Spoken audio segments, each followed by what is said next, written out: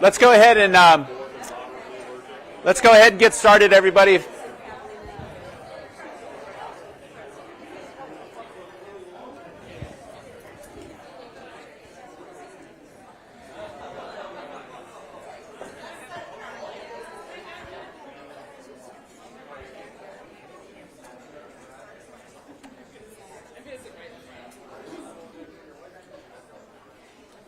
So let me, if I may, let me start with some words of gratitude. I definitely want to thank. I think I saw Kay Swader, Kay, John Johnston, everyone here in the SU. Thank you for always being such gracious hosts. Thank you for having us. Yes, thank you. Special thanks to the catering staff for always doing a great job and taking care of us. I want to say a special thanks to Campus Public Safety. Thank you all for what you do. Want to say a special thank you to Mike and Don and all of the DMC folks. Thank you all for being a part of this. A lot of you know that this is being webcast right now, so thank you to everyone who is watching remotely. Thank you to everyone who's joined us in the room. We're going to see where this meeting goes. I want to be really mindful to make sure that we're given space for a lot of different things. We're going to start where I think we need to start, and that is to have a dialogue about the crisis in Gaza, and share some words about that, and take time for us to hear your thoughts. We'll do a recap like we always do of the last campus conversation topics and just give a kind of quick, just so you know that they're always on our radar. We have Braden Claiborne with us. Very grateful to have Braden here, our ASSOU president, who's going to share a few words with us. Then I'll give a budget update. I always want to take advantage of this time to say, hey, here's where we're at in terms of the numbers. But we're also going to talk about some other pieces about that. We're going to talk about potential strategies for reserves. Think about that like our savings account. And you've probably heard a lot about this, but a single fee, a consolidated student fee, which would be a pretty seismic change for us here at SOU. And then we'll finish with a conversation about our core information systems replacement, or CISR. We know that there are continuing dialogues and concerns about workload issues. So we want to hear about those. We want to have a conversation about those, and both from faculty and staff. Because we know that there are some unique challenges to those. Okay. I don't have a lot of slides for this. Let me just start because I really want to open this up. Let me start with a comment about love, which seems like this would be a strange way to start this conversation. And this is just my opinion. I think that 99% of people who are protesting, I think 99% of people who are demonstrating, 99% of people who are raising awareness on this issue are doing it from love. They're doing it from a place of love. They see atrocities that are happening overseas. They want to bring attention to it. They want to scream at the top of their lungs so that all of us see it. That's important, right? Let's acknowledge that that is an act of love. And I've already shared, we are at our best as universities. We are at our best when we create the space for people to have those conversations, especially if they're conversations about which not 100% of people agree. Now, I think there are some things that we can all acknowledge. The loss of innocent life is horrific. This is a public meeting. I'll stand here all day and denounce that. And denounce that personally. I'll denounce it on behalf of SOU all day. I said 99%, right? When we've looked at what has happened at college campuses around the country, unfortunately, sometimes that message starts to skew a bit. And the things that the original people wanted to talk about, that message starts to change. Not their fault. It may be other forces that come in and use that platform as a springboard to talk about something else.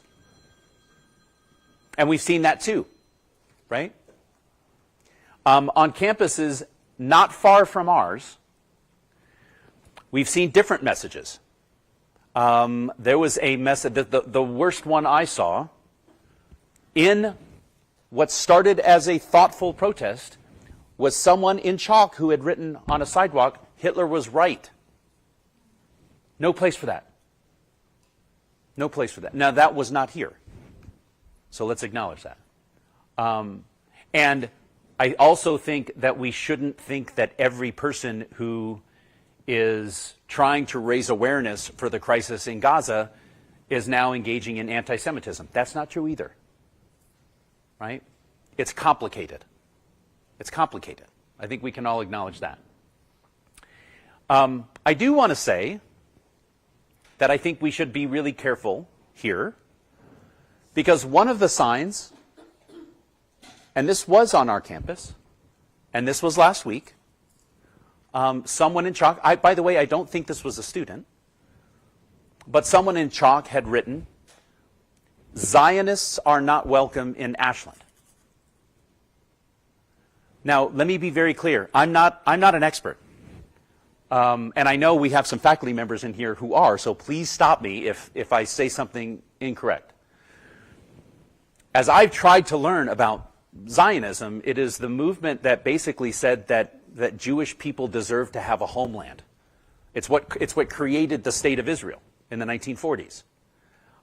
It is not necessarily a movement that Jewish people are taking over the world. It is that Israel has the right to exist. And yet, from someone, that is not welcome in Ashland. Now, I'm the president for everyone here. And we have students on our campus who are from Israel. We have students whose families and loved ones and colleagues and friends are there right now. And 99% of them, and certainly our students, have nothing to do with the atrocities going on over there. Nothing. But they are certainly starting to feel a lot less safe on our campus. And that should be something that concerns all of us, right? Because of my time in the Air Force, I've had this opportunity to travel the world, and I know we have a lot of people in here who do a lot of international travel. The way I think about it is, if you were, and I would actually say, because I know we have students who are watching this too, if you were overseas somewhere in another country and you were studying, and you're on a campus, or you're actually in any city anywhere, and there's a demonstration, and in the courtyard, on the chalk, someone says, "The United States doesn't have the right to exist."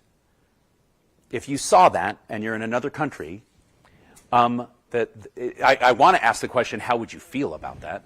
But I think a better question is, would you feel less safe in that moment? And my guess is, the answer is yes. Let me circle back. 99% of everything we're seeing is coming from a place of love. Let's acknowledge that. And let's create the space for that. But I would ask us, all of us, to make sure that at the same time we are being very careful about not putting our family mates in a really difficult spot as we do it. Is that a reasonable request? Okay. Let me stop there. I know there's probably a lot of thoughts and questions and comments. Janet, remind us the email address? Campus Conversations, plural. Campus Conversations at SOU.edu if you're watching online and you have a question that you want to submit. We also have, Campus Conversation at SOU.edu. We also have microphones, and I know Mary Katie has one. Is it there one? Oh, Mary Katie and Bree both have microphones. So please, if you have something that you want to comment, anyone. Yes, please. Hi. Hi. Is this okay? Yeah. I just wanted to comment on the question you asked about how I would feel if I was in another country and I saw someone say that the United States does not have the right to exist. I wouldn't exactly feel in danger because I would understand that that statement comes from a place of the fact that the United States was formed with colonialism and on the dead bodies of Native Americans, thousands and thousands of them.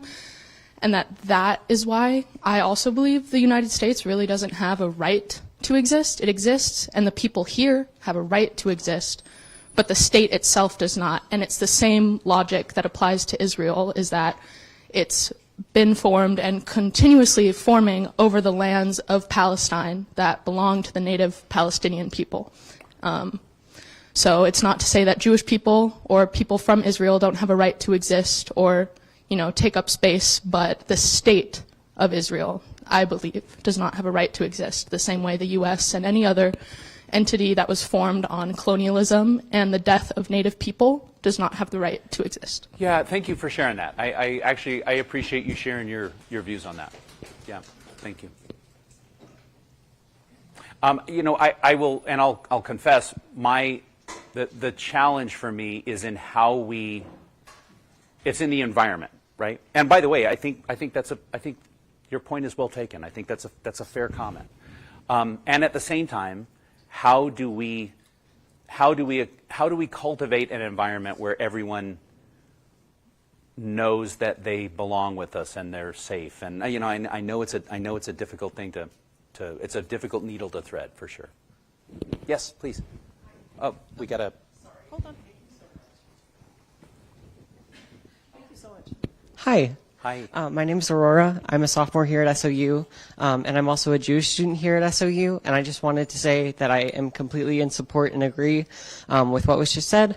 I think that it's really important for us as a university to assure Jewish students that this is not if we have a call for a ceasefire at any point, that it is, of course, not to not be in support of them, to not be in support of that community. I am also the child of a war veteran, and I grew up in the military, so I know very, very well what wartime is like, what war does to people, and it hurts my heart so heavily to see the crisis in Gaza.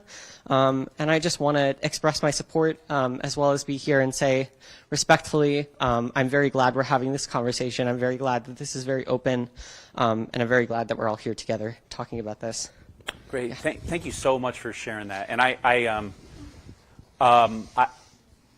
really, what you just said is that should be the start of everything that we say, right?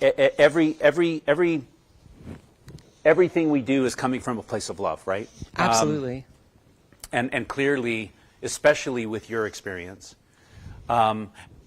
it's important to continue to say that message. Now, let me also say, because and my guess is there are probably faculty and staff who are also getting this. I can also say that not every Jewish student feels safe right now, because I'm hearing it directly, right? And by the way, I don't know. How do we do both of these things at the same time? That's difficult. So I think the more we say what you just said, the better. So, absolutely. I think that it's important to note that there are that Israel as a state and Israel as a concept is a highly debated concept in the Jewish community. Of course, not everyone is going to agree, but I think it's important to remember that Israel is not, as much as Israel is a Jewish state, Israel is not a culmination of what all Jewish people believe.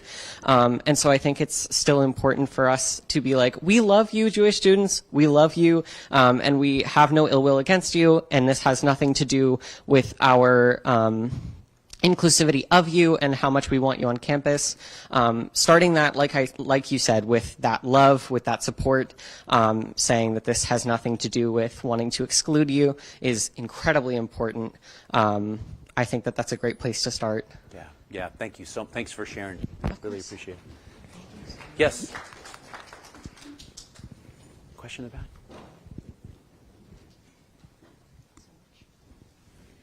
Hi, my name is Soren. Hi. And I agree that it's very important to be talking about, how are we being inclusive of, the Jewish community on campus and making sure that they feel safe on campus.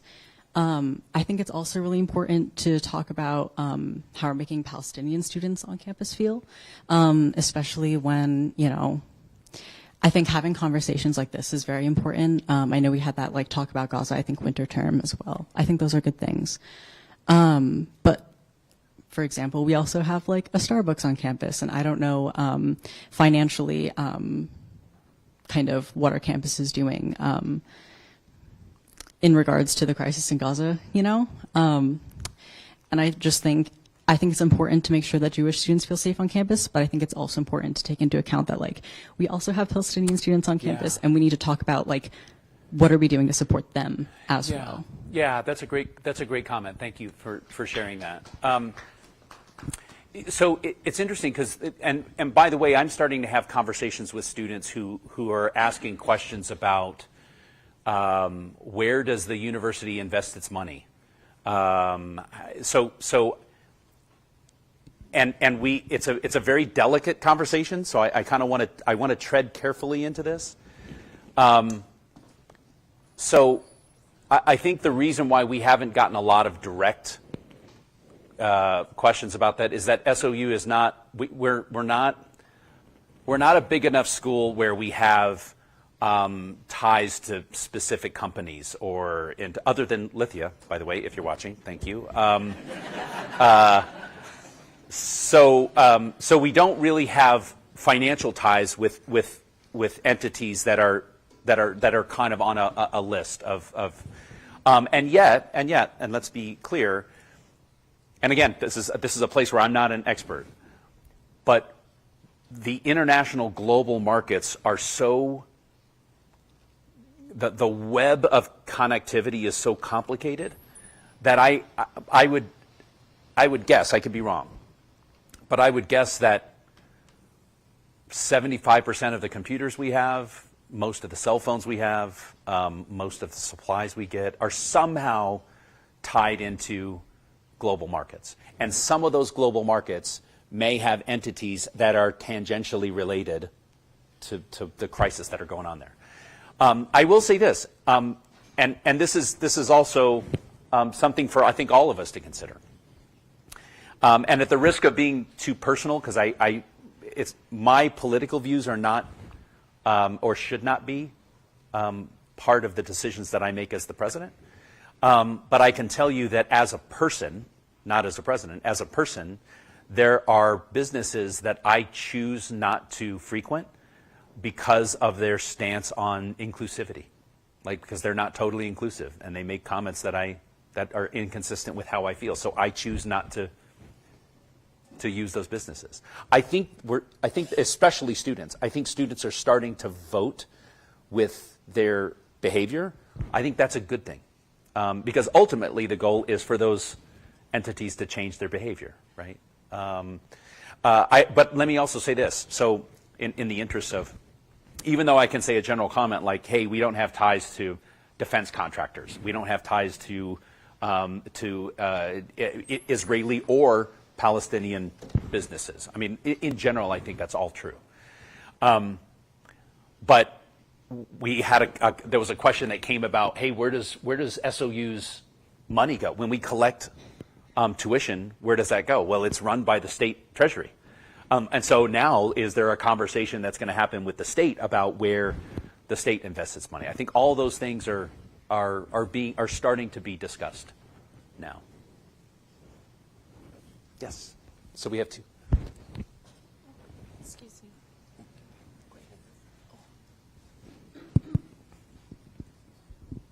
Good afternoon, everybody. Thank you for this, Rick. My name is Bill Gray. I'm new on staff here. And I appreciate the conversation, and I appreciate the opening where I felt like the subtext was that words matter, and the reference to the Zionists are not welcome in Ashland comment that was written on Sidewalk, that struck home. And I am Jewish, and I do consider myself to be a Zionist, and I do believe that we all have a right to exist. Jews and Palestinians all have a right to exist. We all have a right to exist in the homeland that we do share. And I'm not Israeli and I haven't lived there, but I do feel a sense of kinship and pride, though not proud of the conflict at this time. I think it's very ugly. But words do matter, and as I stood outside and observed the protest yesterday, which was peaceful and fine, you know, I see words on the sidewalk, and words sting. And when I see from the river to the sea, Palestine shall be free, that to me says, you know, the Jews will be wiped out. And that might not be what you intend, but that's what is read. And it hurts, and I just wanted to share. So thank you for making the space to be able to share these words. Yeah. Thank you, Bill. Thank you for sharing that. Thank you very much. Okay, question here? I think there's... Okay. You? Yeah. Hi. Hi. So I first wanted to address your previous comment on voting personally with your business, and I was wondering how that ties in for you with SOU's partnership with Starbucks specifically and their union busting history for years. And they have also come out come out against the union's support of Palestine as well. And so I was wondering how you feel about them being on campus. I also wanted to address the other commenters' feelings about Zionism. In that you stated earlier that Zionism is the belief that Jewish people deserve a homeland, which led to the nation of Israel being created in the 1940s. And that homeland, though, was created on the homeland where millions, thousands of Palestinians already existed, and they were driven out and wiped out. And the goal of Zionism is to wipe out Israel of Palestinians from the river to the sea. And the belief that the goal of Palestinians is to do that back to the Jewish people is a false association, because that is what the Jewish people, what the Zionists and Israel state is doing to Palestinians.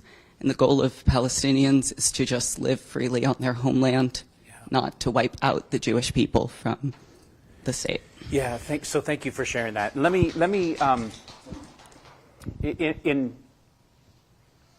I think I shared that,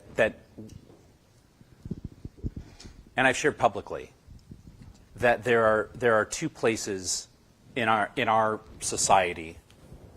This is just my perspective. There are two places in our society where we should be able to have conversations about topics about which we don't always agree. And one of those is legislatures, because they're writing laws. And the other is college campuses, where because everyone who leaves here is going to go out into the world, and there will be people who don't always agree with everything that you say. And we've just seen today, right? There are these differing values. And by the way, we're not making a judgment about any of them. What we're doing is saying this is the place where we should have those. So to share with that, to share something that clearly is that you're very passionate about, and it's very real, and it's very raw. And so this is the place for us to have that. And now here's the challenge. We're not all going to leave this room, and everyone's going to be perfectly in exactly the same place. And that's what makes this difficult. Let me go to your other point about Starbucks. Actually, let me just say in general about anything. I think if there is a very specific goal that we have in mind or something else that we'd like to do, then I would say let's put it on the table. We had a conversation last week about a global company that makes microchips, and do we want to somehow try and extricate ourselves from anything that has that in? Now that's very complicated, right? But let's have that conversation. We're certainly open to that, and that's with any vendor that we have. Anything else on this? Yeah, please. My name is Andrew. I am a transfer student in my first quarter here at SOU. I know that the space in front of the Stevenson Union has been designated as a free speech square. Should a larger encampment or protest in support of either side arise, would it be expected to stay contained there? Are there plans to keep it contained, or would it be allowed to spread beyond in front of the Stevenson Union? Yeah, so let me be. I want to be very. I want to be very thoughtful. I'm going to try to be thoughtful how I answer this. So I have a dear friend and colleague who is the president at Portland State, and there were a group of students coming from an act of love who set an encampment outside their library. And that's how it started. There were some other groups from outside and I think from outside the student body, quite frankly, who then kind of came in really saying, hey, we're here to support your cause. Okay, so they come in. At some point in the middle of the night, someone convinced everyone that what they should do is actually go into the library. And so, no kidding, broke glass, got in with no one there, and set up basically a barricade so that no one else could get in. By the way, this was happening during the school year, and that is the library for their campus. So now, no student had access to their library. And that lasted for about a week.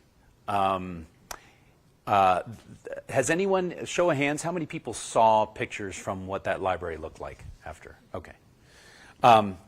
So there's and the New York Times took photos, and so I had, because she's my friend, I had other views of what that looked like. And again, I always come back to the place of love. I know that this was well-meaning, and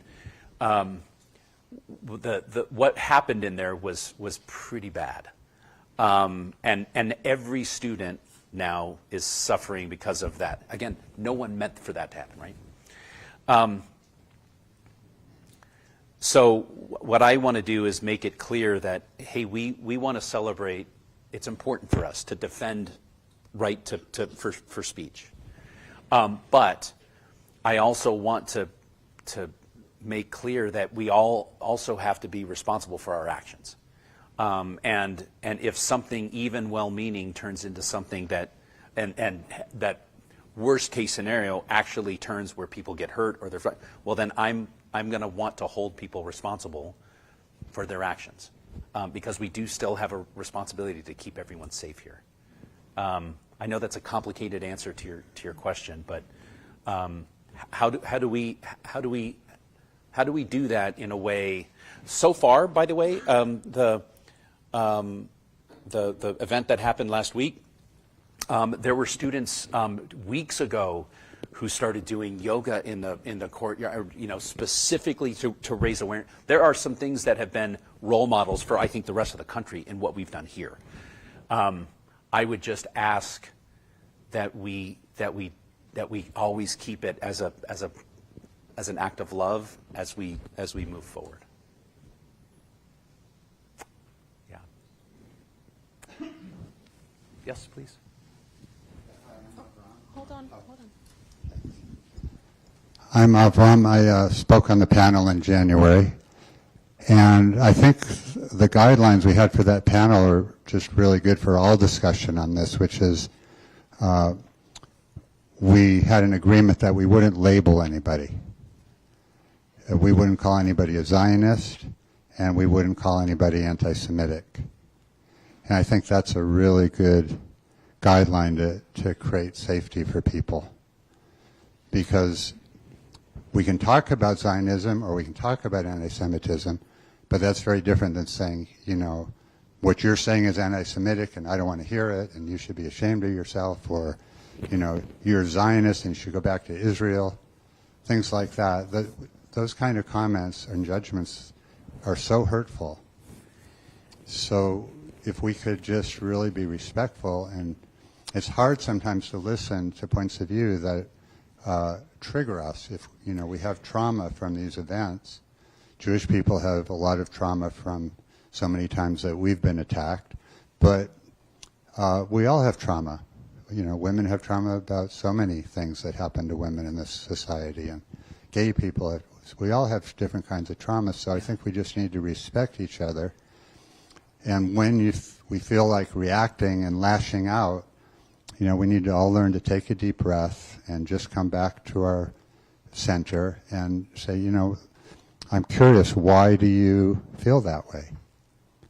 You know, tell me why you feel that Zionism is a good thing, because I thought it was a really terrible thing.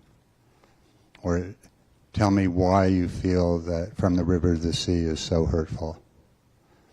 For me, what I've learned is that it was actually the right-wing Likud party of Israel that originally had that in their platform, from the river to the sea, meaning that the state of Israel was planning to take over from the river to the sea, all of Israel. And part of the problem for Palestinians is that there are settlers who are very open about the fact that they say that God gave this land to the Jews, and the Jews are going to take it all. And these settlers are on a rampage in the West Bank right now, causing so much harm. And it has nothing to do with Hamas.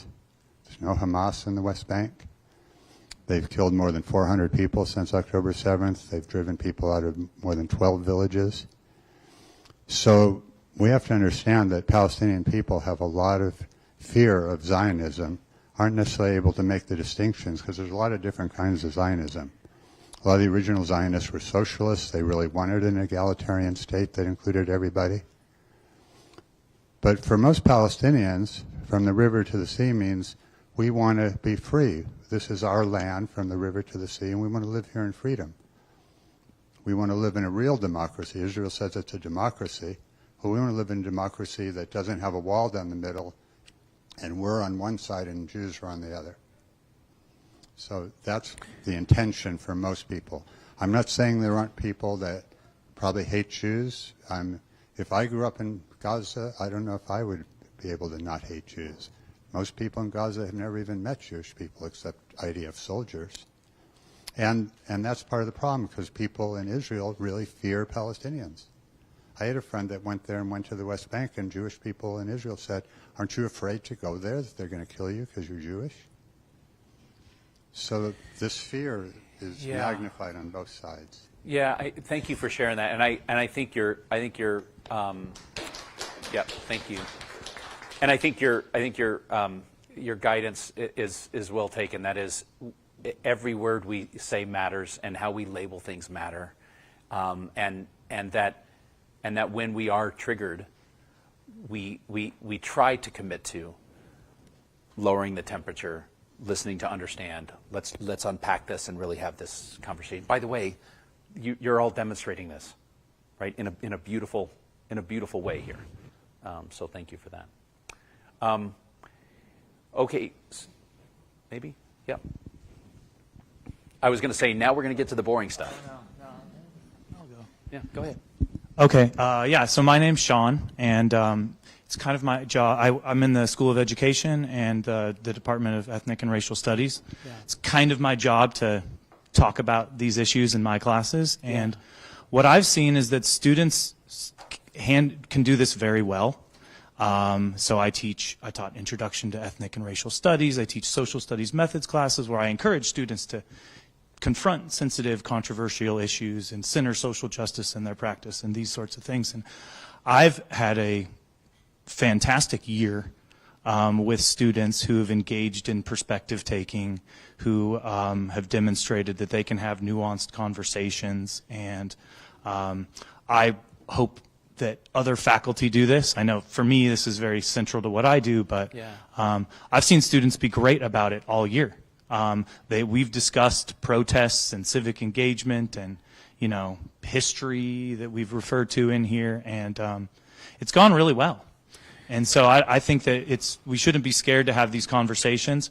I've seen students that I would say really got dug in on one side of a spectrum, if you want to call it that, who became empathetic in a lot of directions because of the class. And I mean, I'm hoping to create teachers that do this in K-12 classes, but I see it in here, and I just hope whoever's leading the conversation, I'm talking to faculty here too, they need to understand these issues well to lead them. They can't go spouting off in one way or another just because of, you know, some groups agree with their political orientation one way or the other either, you know, so. Yeah. No, thank you, John. So it's funny. As you were talking, I look over. So my guess is before you get to that door, Jonathan and Carrie are probably going to try and talk to you because we're trying to start.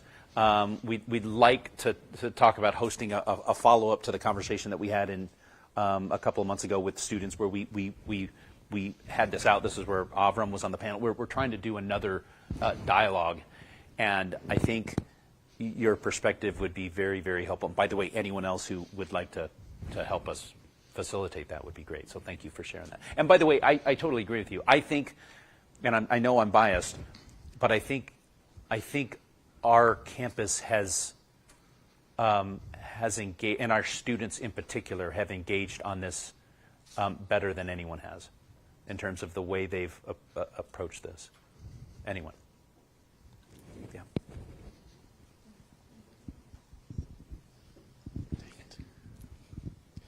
Hi. Hello. Hi. My name is Connor. I'd like to start off by saying thank you to President Rick Bailey and everyone here present.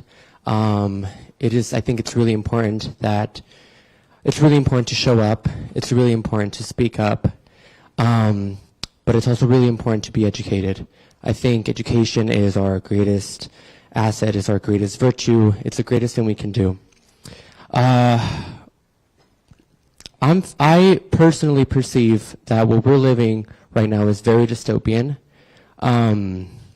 We're seeing our leaders lie to us right in our faces. You can go on Instagram and you can look at the president and vice president's Instagram stories or their comments, and you'll see all these comments filled "Free Palestine, Free Palestine," and I feel such a big sense of feeling ignored. So I think it's just awesome that we're all here talking about it, and I would encourage you all to continue getting educated. I mean, I'm just a student here. I'm not the most educated, but I try to educate myself as much as I can. And I would urge you all to get educated through primary sources. Look at the victims. Look at the people who are getting currently killed and who are currently living through this genocide. And once you see the primary sources, once you see the truth, the way you look at things might change. So I just want to say that. Thank you. Yeah, thank you, Con. Thank you for sharing that. Thank you for sharing. And I do think I think your guidance to us in terms of how we receive information, how we get it, matters, right? I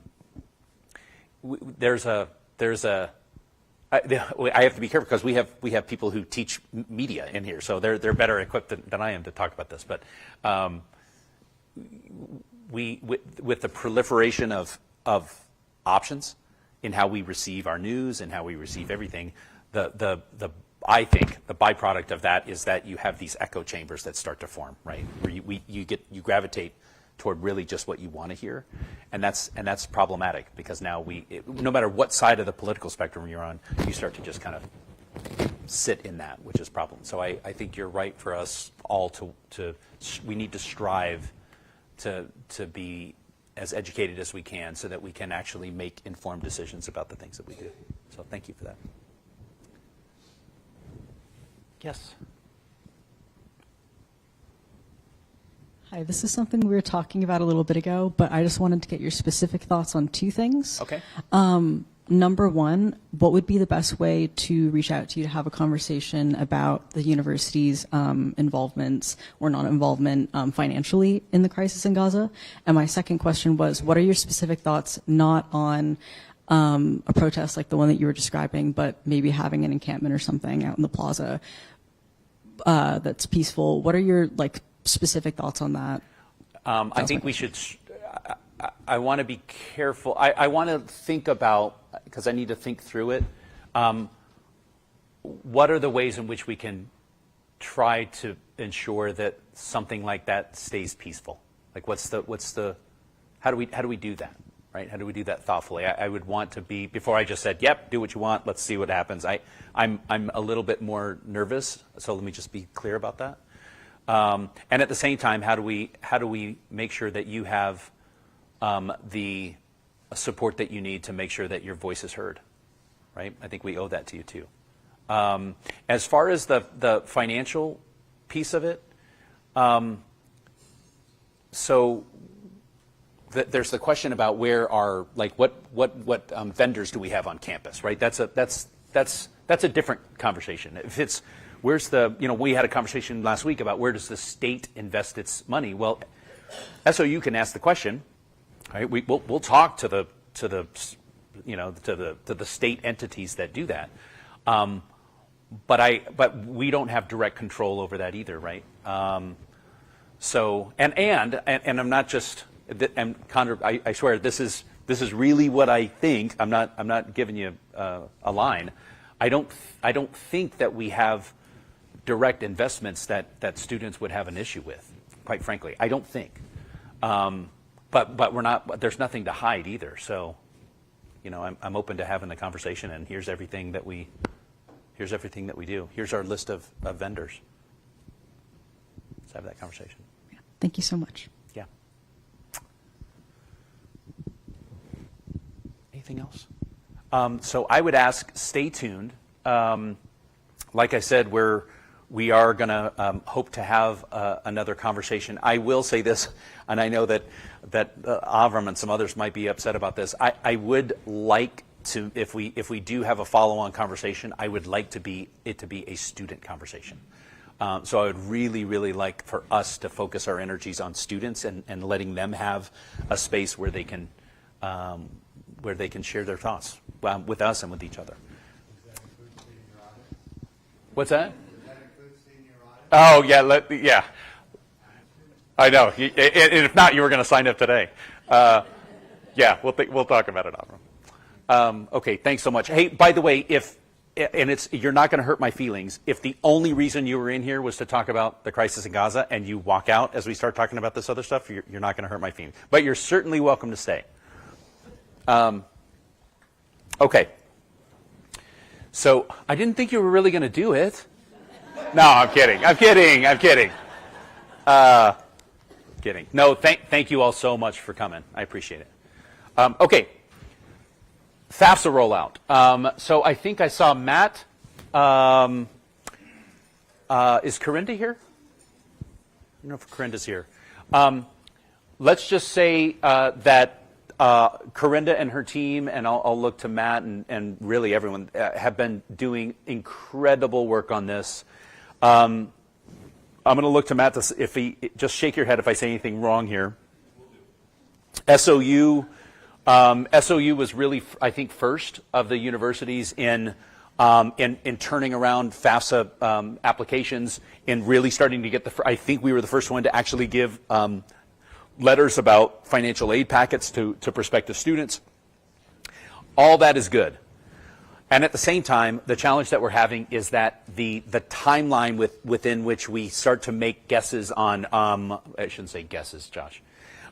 We start to make predictions about what that will look like and the effect of that on the budget.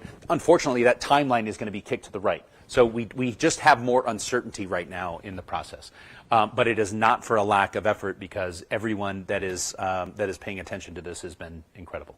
Anything you'd like to add there? You're absolutely correct. I mean, for example, one of the dynamics we're currently dealing with is we were out very early. Oh, hey, Bree, do you want to hold on, Matt, one sec, because we have a home audience.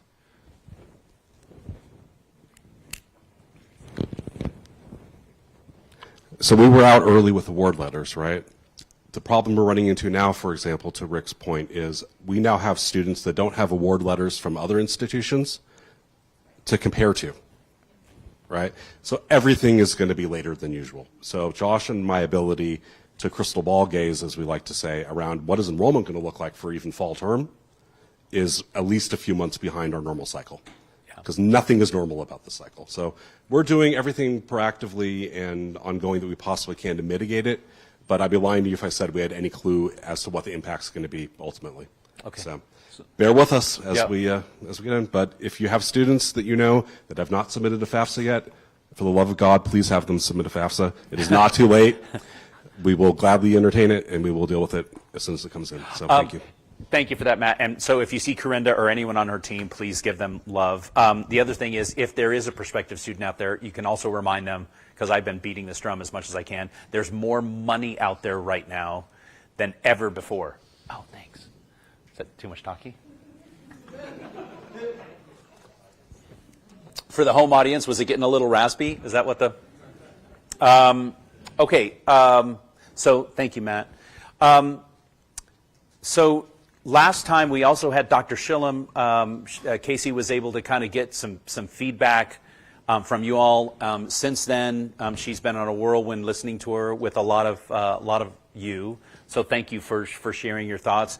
Every time we have our one-on-ones, I think she's getting so much from that, from those sessions, that it has already kind of created her list of things that she's really energized about. I think that was really valuable. Anything else that you'd like to share? Okay. Let's just say she'll have a very busy summer. And I think I saw, did we have Dr. Angstedt here? Is Peter here? He was here, but he stepped out. Oh, okay. So our incoming interim vice president for finance and administration was here. I think really that's the other thing that he will do once he's in the seat. He starts June 3rd. And I know he's already been starting to meet with a couple of folks, which is great. And because it's very, very big shoes to fill in Dr. Wolf. And so he's already been meeting a lot one-on-one with Peter, and I think that's going to be fantastic for Peter. So look forward to that. And I like I said, same as we did with Casey, and I know this is not something I have to ask, but take the gloves off, tell us exactly what we need to do better. These are the things that really help us move forward. Okay. Without further ado, let us invite our fearless student leader. I will step off to the side and let Braden have the floor. Braden Claiborne, everybody.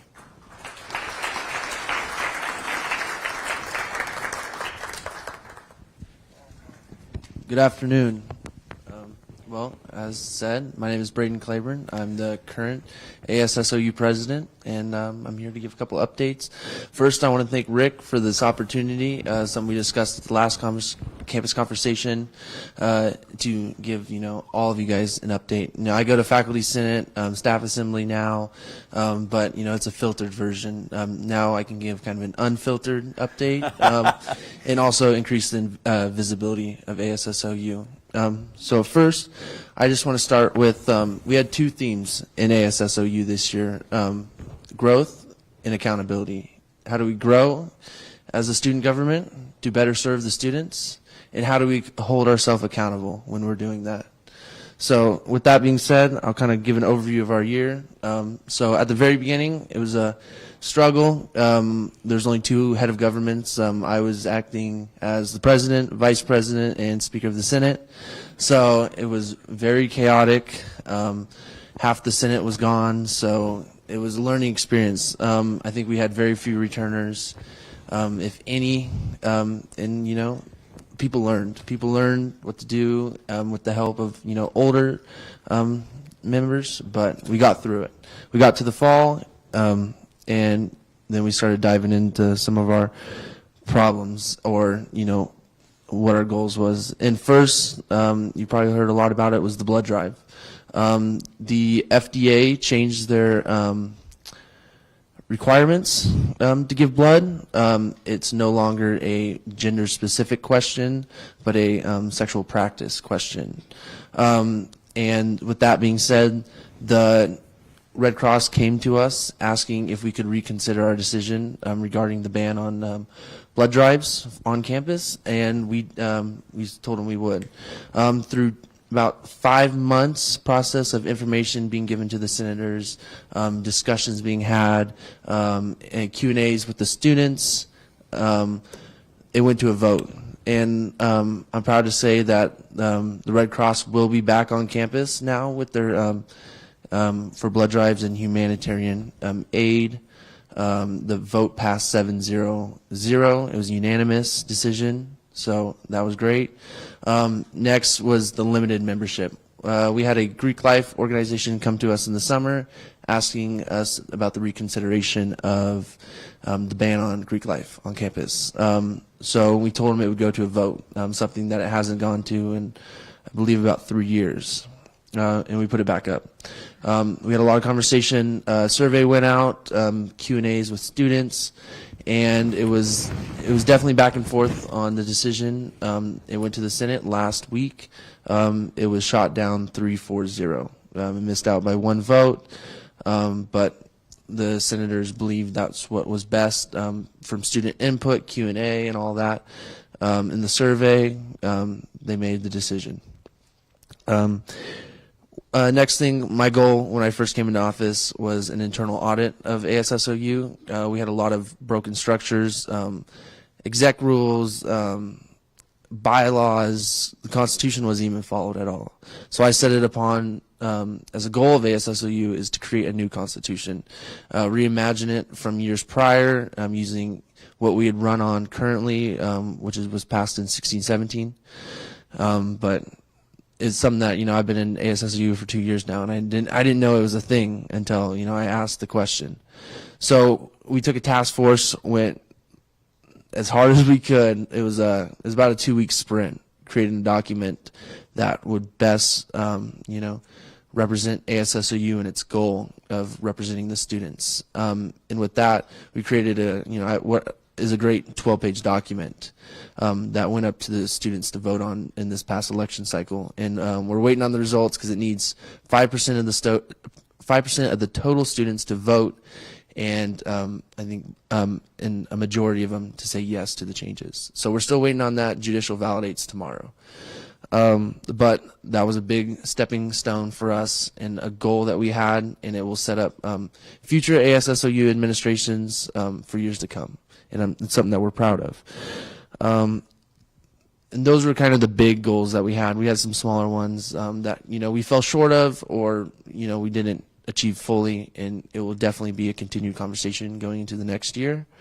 But on the other side, we had great representation for students within committees, including Super Cabinet, Staff Assembly, Faculty Senate, TAC, LAT, all great things, getting the students' perspectives in those committees. Currently, another big thing that I came into office and I was work on was transition material. There's a lot of back and forth on what is expected of our jobs, and there's senators. I talk to senators right now, and they're like, "Well, I don't really know what my job was." So we're finding a way to how to fix that, and that's better transition materials, better not only for the individual but for committees. How to chair a meeting, procedures. Because half of the time we're spending is on procedures. So once we streamline those processes, it will better help serving the students. So that currently is going on, our new transition material kind of structure. And then one thing before I leave office is I will be nominating my final student trustee to the board, as Trustee Piper will be graduating this year. And I want to give her a thanks for all the hard work she's done representing a student on the board. So Personally, in my work, I've done a lot with OSA, the Oregon Student Association. We joined them on a free membership last June, and they are our lobbyer up in Salem. Just because of our geographic and how far we are from Salem, it's hard for me or my director of governmental relations to get up there and really speak on, student needs. So we joined them, and they've helped out tremendously. They're still in their infancy of the build back since COVID, but great things are to come from them. And a part of that, I will be writing up a transition material, a recommendation on if we should join OSA as a fee-paying membership. Right now, there's negotiation on what the cost is. Currently, the flagships and us pay the same, which from the get-go I was against. There's no reason that a university with 30,000 students is paying the same as what we are with 3,000. So being mindful of our incidental fee money with that. And also I want to give a big thanks to Keely Reiners and Rook Smith for their work with OSA. They've done a tremendous job in their roles. So again, with that being said, I will be wrapping up my term as a OSA Board of Governor next week on Saturday at the last OSA General Assembly meeting at Western. And with that, I've had a great opportunity to represent the students, not only through OSA, but as ASSOU. I've made my 2 trips up to Salem to lobby on behalf of the students for, open educational resources, student basic needs, and then, set the foundation for hopefully a great funding package for higher ed next year. It's something that I believe that there's transformative change coming to Oregon. I know we're like 45th in the country, but we're heading in the right direction. So, in an update on the elections, elections will be validated. Polling closed last Friday. Results will be out soon once everything is validated. Swearing in will be next Tuesday. So, and new offices will take in, and hopefully that transition period goes great. On the student incidental fee side, we have just passed our allocation last Tuesday for the SFAC committee. It will be going to Senate tonight for the final say. On the student side, this year we increased the student fee by $18 to $430. It was originally $4. I had vetoed that decision based on imperfect information that the committee had, including the SEIU agreement that was signed right after the budget was approved. President Bailey's goal of the 8% COLA increase for unclassified staff, FAFSA delays, and enrollment. So with that, the committee reconsidered it, came up to 18. So next year, the student fee will be at a $430. The green tag fee will not change. It will stay at $14. And the rec center fee is by student referendum, cannot be changed for 3 years. So that will be staying the same at its current price. And I'm happy to say every index that requested money got their allocation this year. So again, on that growth piece, how do we allow indexes to grow? I think this is a great time for not only ASSOU, but the student body in the whole to grow. And we saw it as an opportunity, and we took it. And with that, something that me and Dylan have worked on and Jalissa work on is, before we wrap up office, is creating an auditing system. This year we allocated $3.16 million. That's a lot of money. Students are paying a lot of dollars. And we don't really know what those dollars are going to. We have a rough idea on their Form 1s what they propose that they're going to do with it, but there's no accountability piece in it. If an index says they want to increase student employment by 2 students, that's something that we hold high on our standard, is student employment, student enriching experiences, all of that. But they don't do that. They use the funds somewhere else. That could have been information that the committee wanted. And with this auditing process, we'll be able to better allocate the money in the way that it's used per state statute in community enriching experiences. So something that we're proud of and something that we owe to the students to be more accountable in our work. And lastly, I just want to say thank you to all of you. This journey as the president, what started, as the vice president, line of succession, all this has been really great. It's been an honor to serve the students in this capacity and everything I've done, the people I've met. I want to thank the board, the staff, the faculty, the administration for their belief in me, in the work I do. It gains a level of confidence to go out there and really make change happen. And special thanks to Dr. Vath and John Johnson for their guidance. I didn't know a single thing about what to really do when I stepped into office, but they made it a lot easier, and it's been a great journey. And I just want to say thank you to everyone.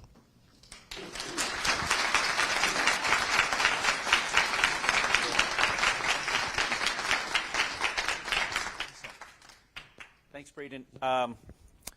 Can we, let's go ahead and acknowledge Dylan Straley. You want to stand up? Our Vice President for ASSOU, Dylan. I'd also like to acknowledge Julissa Taitano, who is one of our 2 students on our Board of Trustees. You want to stand up, Julissa? And someone who has been in the ASSOU trenches for a long time already. And I don't think I saw Garima Sharma. Is she here? So Garima, if you know her, is the other student on our Board of Trustees, along with Mimi Piper too. So good. Okay. Thank you very much, Braden. Very much appreciate your leadership. Okay, let's talk about budget. You've probably seen this slide before, right? This is just the overview. Revenues, things that are contribute to our funds, and things that we pay money for. And obviously the goal is for one side to lean a little bit more than the other. I am showing you this just to give you a quick update. So, by the way, I don't know, Mike, can people at home see the screen? Oh, sweet, okay. So I purposely, there's a method to this. This is what the Board of Trustees saw last month. So I want to say that this is a constantly moving machine. So you can look at this and say, oh man, this is so great, we're doing really well. I want to be more sober than that.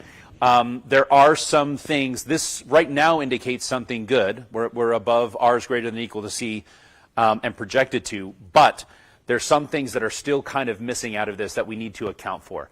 As we talked about before, it's a lead into our next topic, but we're in that process moving from Banner over to Workday.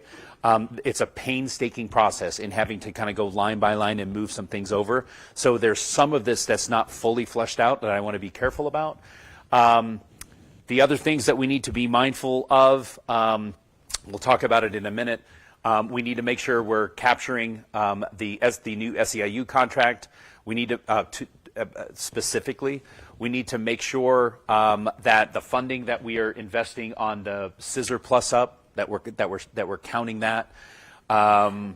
We need to explore. There is likely going to be a much greater than anticipated cost for faculty sabbaticals that we've got to account for. So there's some variables in here. That's why if you see for FY24 and FY25, I have a little red around the plus and minus. So we're going to keep an eye on that because I do think some of those numbers will change. There's also things that we're still waiting on, land lease figures and some other things. So this is it's a work in progress. These haven't changed since the last time. These are the things that I think the big kind of muscle movements that we need to kind of keep in our mind. You heard Braden talk about the 8%.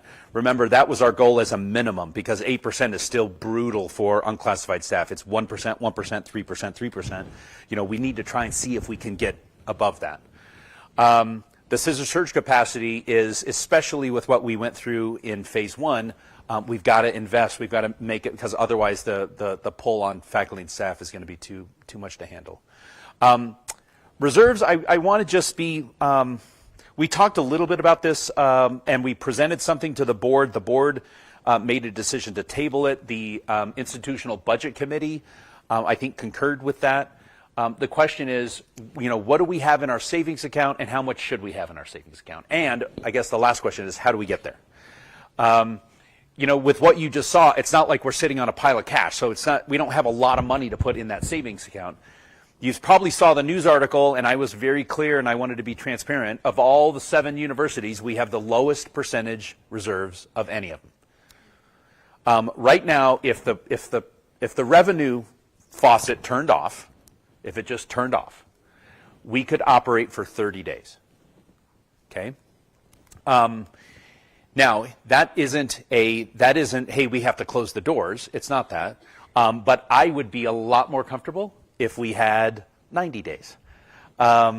Because of things like Dr. Stillman just said, right? Because of things like Braden had just said, right? We don't know what the effect of the FAFSA is, right? If we all of a sudden if we show up for fall and we have 20% fewer students, that's a real problem for us. And by the way, that's no one's fault. Well, we can blame the federal government, I guess. But the safety net, think of it as a safety net. It's a way for us to say, hey, we know this is an anomaly. We know that this is a one-off, but we have something in the bank that basically helps us get to the next day, right? Here's what we can't do with it. By the way, here's what we can't do with it, because I think we have in the past. We can't use it to basically solve recurring dollar costs, right? We can't use that. And by the way, our colleagues at other schools are doing that, and that's really problematic. We've got to live within our means and make the difficult decisions when we have to make those difficult decisions. Okay. So where we're going with reserves, I've asked the Institutional Budget Committee to kind of let's go back and look at some other options. Maybe there's a slower, steadier path. I think there was a fear, and it came out in our board meeting, right? And by the way, starting from a place of love, I think everyone was doing this with a really thoughtful approach. I think the fear was that, hey, could Rick, not that I want to do this, but could Rick use that reserve plan to say, hey, you know what, we're going to start putting money in the savings account, and the way to do that is I'm going to start cutting all positions to pay for that. That's a real fear, especially with what we just been through. I get that. So I likely think that whatever the board does consider will be a more measured approach to that, and I'm absolutely willing to do this, and to write something in to whatever resolution that they consider, and actually I'm going to give credit to Sabrina for this, that actually ties my hands as the president. Something that says the president is not allowed to dip into that reserves unless the board approves it. And the president better have a really good reason to dip into those reserves. So I think that's where we're headed. Likely it's something that I think the board will talk about at their retreat, and potentially if there's something that we have that we can build on, then it might be something that they consider this fall. Any questions on that piece? Okay. Oh, yeah. Karina.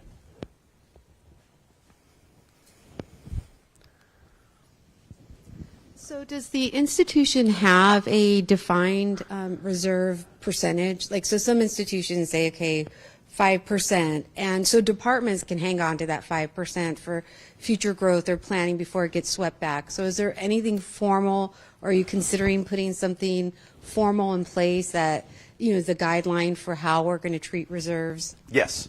So that what you just said, Karina, that was the whole spirit behind, okay, how do we do this? So to answer your question today, the answer is no. There is no set figure, right? Which in a way, and this is not blaming anyone, but in a way, you could argue that that's what got us in trouble a little bit, right? Because as we saw 10 years of enrollment decline, we just started, I think, kind of making this Faustian bargain where we said, well, we're just going to dip into the safety net to help us get to the next year, in the hopes that maybe we'll get a 20% increase in enrollment. Well, we have to be more measured in terms of how we plan for that fiscally. What I do think we'll get to, so there is a group called the National Association of College and University Business Officers, NACUBO. NACUBO has a standard that they share, and it's a target, and it's 40%. So 40% of your operating, of your annual operations, you should have that in the bank. Let me cut to the chase. No one in Oregon has anything close to that.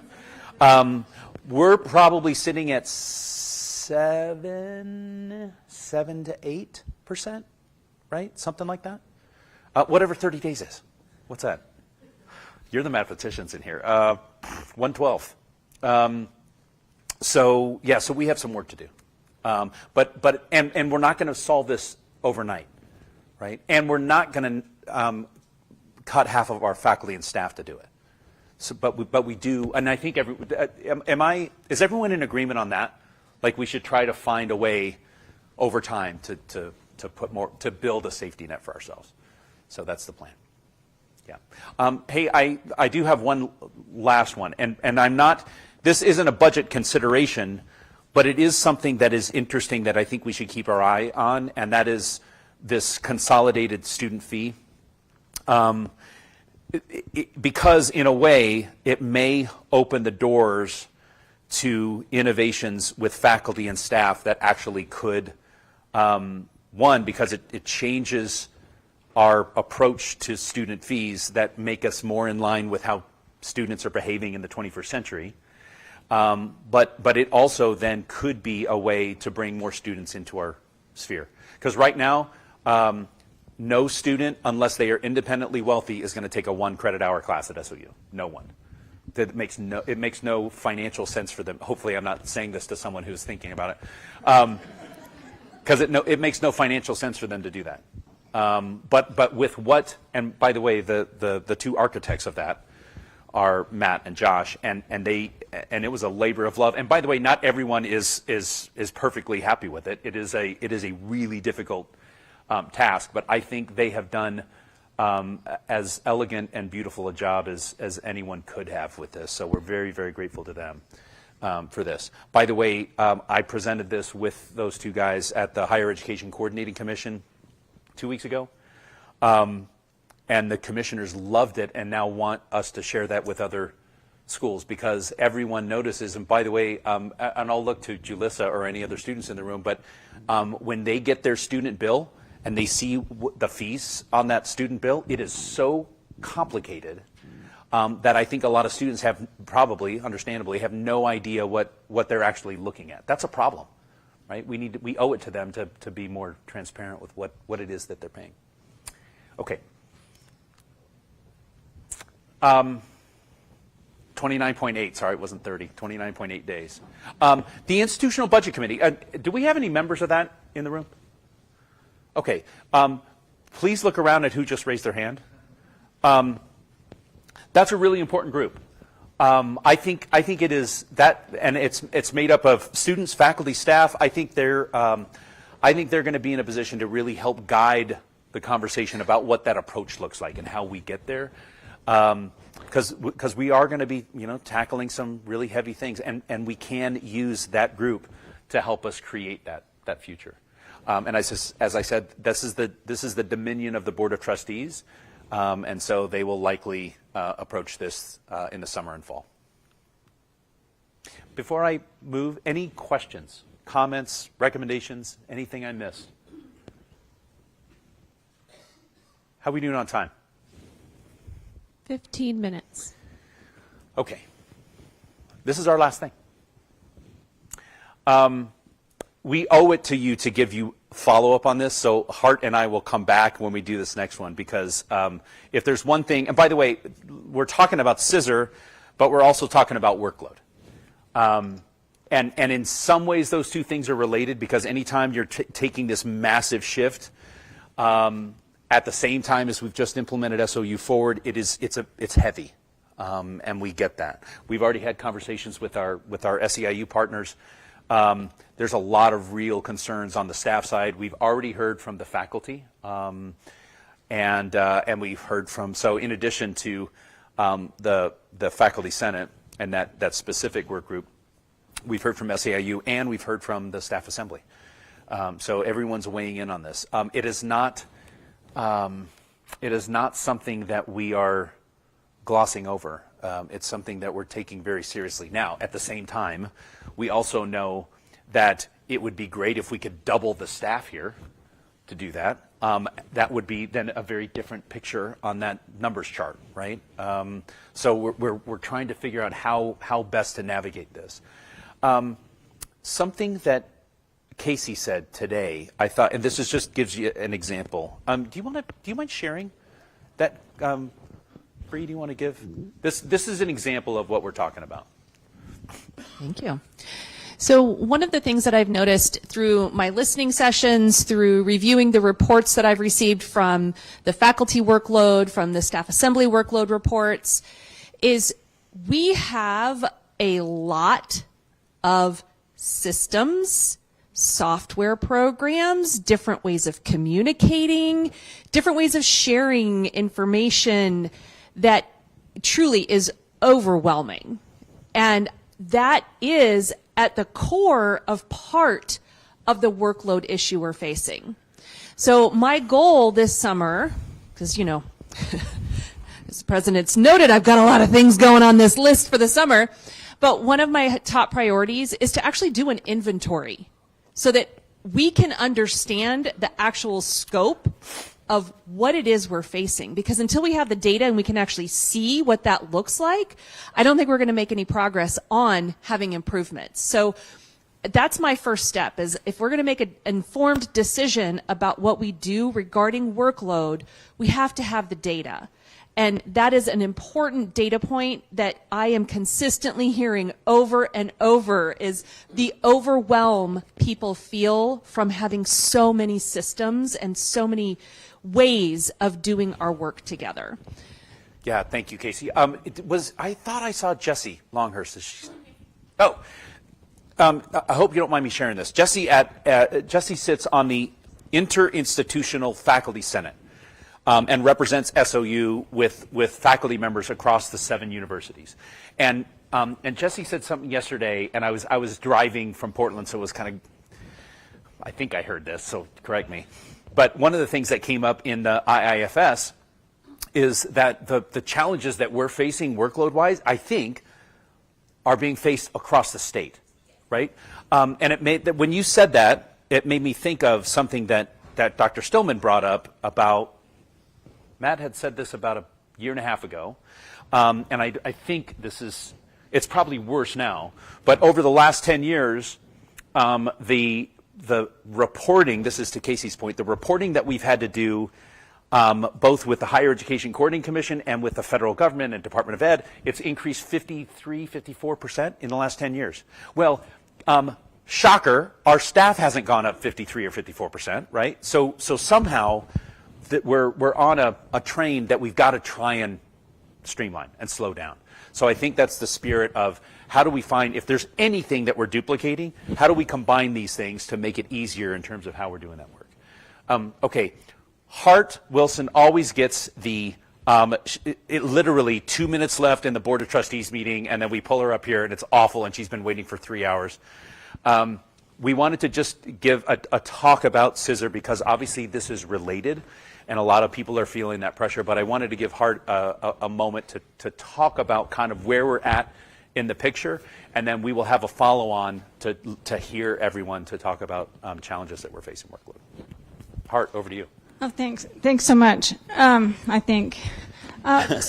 So basically I came on to help with the Workday student piece, but there's some trailing issues still with Workday implementation from the get-go, and so I'm helping out with that as much as I can too. So just a quick update on where we are right now. I've had a chance to see the slides. We're trying to figure out what's working, what's not working. As Matt put the other day, one of the things that's hard is we don't know exactly what we just have to learn to live with or what could actually be fixed. And so we're trying to figure out what those nuances are and get further down the road and making it smoother for everybody. And let's just admit too, it's really hard to go from a system you're expert in or really pretty good at to something that you are nul, as the French would say, where you have absolutely nothing to bring to it. So give yourself some slack, right? Have a little grace for yourself on learning this new system. I've been working on the website, which is really hard to find because it's sou.edu/scissor. Hard. right? So go to the website. I'm working on it, getting it up to date. One of the things we have now is a list of direct contacts rather than contacting IT saying, I have a problem with my payroll thing. We have an actual link for payroll and an explanation of what the different addresses can do for you there. Let's see. And we're also working all the time on creating more guides, more videos, more quick reference things just to help you figure out what's what. And it's all posted there. Go. Now, in the middle of trying to figure out what to do with where we are, we're also going forward with Workday Student. And let me tell you, it's big. It's really big. It's so big. And it's just like, okay, how do you eat this elephant? One bite at a time, gently, gently. It is way more integrated than platform was. You know, HR and finance, they're pretty discrete units. They touch a lot of us, but they're pretty discrete units. With student, it's everything. It's everything from admissions to commencement. So it's a catalog, it's the curriculum, it's scheduling, it's classes, it's who's teaching the classes, who's a graduate student, who's an undergraduate student. It's a lot. So that's a big difference from the first round, right? It's very, very integrated.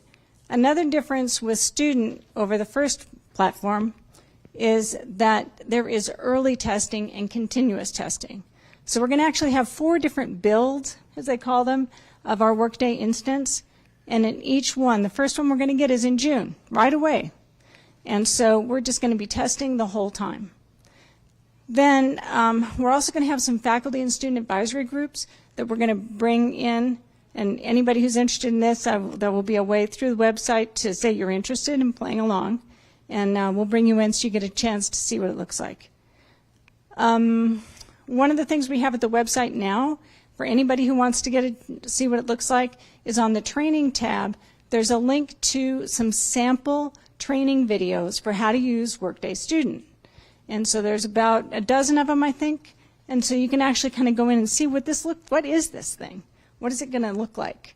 So there's different ways of looking at what it is and how you can get an idea of what it's going to be like.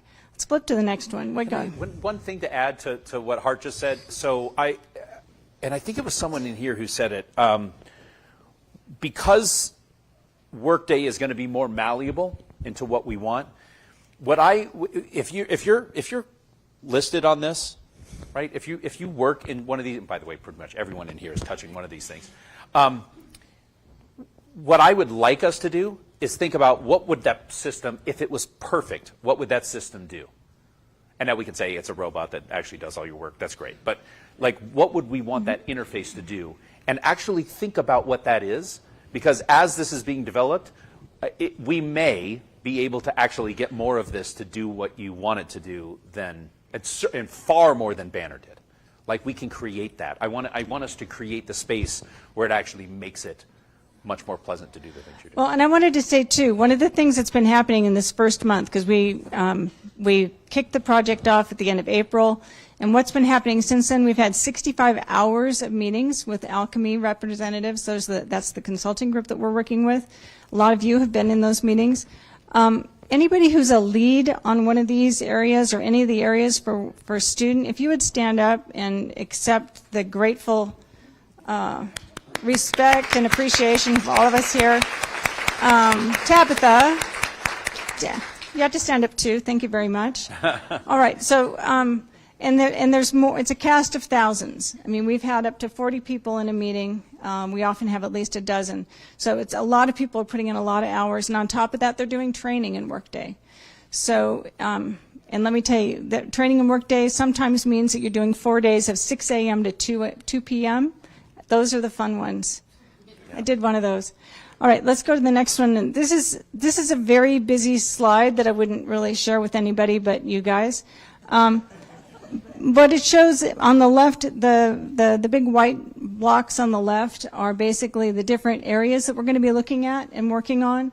And what's happening over to the right is the extension, the timeline for the project. The purple is pre-planning, so that was happening until April. And then that bright green, that's where we are right now, where we've just been doing discovery. How do you do this? What do you think about that? What is this like on your campus? And then all the blue phases are basically the different builds or tenants, they call them. So each instance of Workday that they create comes through there. And then we start into deployment, and that's all happening in 2025. We actually start doing some deployment to production in 2025, but we're not all the way done until fall of 26. So it is a long haul. If we give me the next one. So this is what it really looks like. So we start off with planning, and then we go into this cycle where we're designing, building, and testing. And we're going to be doing that for a while, right? We're going to be in there for about a year. And then we get into actual deployment where we put it out to people and we're working on it in production. And then we go even further and we're just testing the wheels off of it at that point, all the way from the very start to the very end, making sure that everything works the way we want it to. So that's where we are. And I'd be happy to hear from any of you if you have any concerns, any interest in being on the advisory committee, any of that good stuff.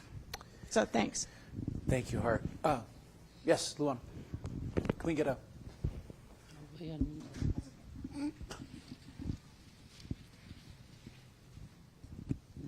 I have a concern. One of my concerns is I work with TRIO Student Support Services, and we have a program that is, I think, the desktop version, not the web version, of perceptive content. And when it started back a long time ago, they told us that perceptive content would be going away, as well as Navigate, because both of those programs would be filtered into the new Workday. Is that still the case with perceptive content? And what will we have to do with our data prior to the inception of the merge so we can make sure that we have everything the way that it needs to be for you guys to do the implementation? So part of the work that's been, thanks. Part of the work that's been going on is identifying what those integrations are. You know, where, and boy, are there a lot of them. There are just a ton of things that just integrate. Moodle, right? I'm a content person here at one point. So we'll make sure that your system is listed in the integrations, and we will have a plan for that.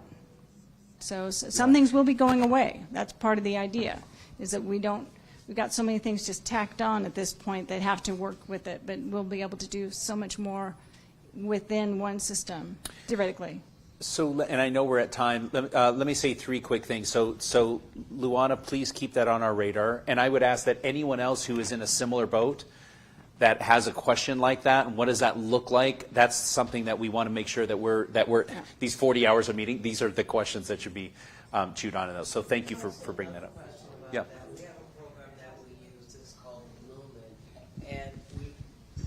We have a program also that we use called Bloomin', which a lot of the other federal TRIO programs use something very similar to. And another concern of ours is whether with the new program of Workday, if Workday and Banner will be able to talk to one another, whether it's with a script or otherwise. That's a big concern to us as well. Yeah, thank you for bringing that up. And by the way, Luana, we're actually having, what you just said, we're actually having a broader dialogue because SOU is going first through this wormhole. Oregon State is right behind us, so they're actually starting that process, and that's a massive overhaul. But we could get into a place where we have 2 schools that are into Workday and 5 others that aren't, and so how do we communicate with you? So all those things are really important so thank you for bringing that up. Rick, I know you're at time, but I have one question online. Yep. And it may be more an Agnes conversation if Agnes is in the room, as well as Agnes is in the room. Okay. So this is a question about when will business services be offering training on how departments can obtain and run reports on their respective budgets. Do we know that yet?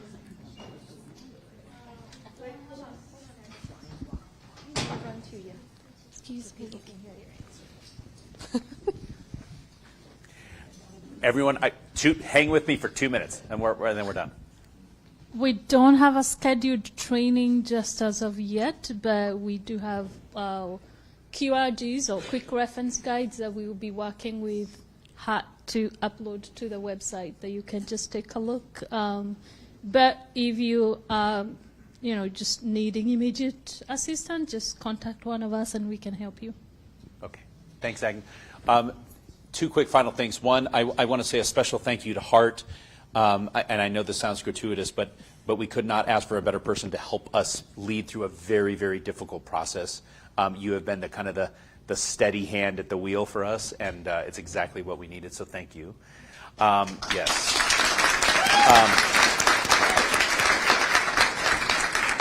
And the second thing is just a word of gratitude to all of you. And I know that there's more that we need to talk about with workload. So let's put a pin in that, because I do think we need to have more of that conversation. I really appreciate the space that you all created for us to have a very, very complicated conversation about what's happening and what a lot of our students, faculty, and staff are feeling. I'm gonna walk out of here with a lot of pride about who I have the opportunity to serve with, because there's something very special about this group of people. So thank you for that. Have a great rest of your day. If you have questions on future topics, send an email to Mary Katie. That's the website, the email address, and you're the ones who get to decide the topics for the next group. We'll probably do the next one, I'm thinking, in the fall. If there are enough of staff members who are here who want to do it this summer, then let's do that. Thank you all so much. Really appreciate it. Have a great rest of your day.